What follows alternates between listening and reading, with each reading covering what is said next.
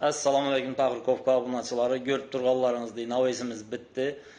İyesine tapşırdık. Xuda xalası çıraylı çıktı diyen ümiddemiz. Navesimiz hakkında azgınan məlumat barı öteden olsak, navesimizi umumi uzunluğu 5 metrini, enine 4 metrini teşkil ededi.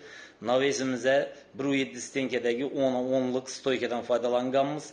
Karşıları 4'e 4'lik profil 1.7 stenke. Arklarına 2.4 1.7 stenkedeki profillerden faydalanganımız. Güllerine əlaqıda etibar etəsizlər. Güllerine 1.5 1.4'lik stenkedeki profillerden işletip ağamız güllerini. Mokre asfalt sveta boyap verdik navesimizi. Egesine xaqşına göre listini, şifrını yani atsinkoy list urup verdik.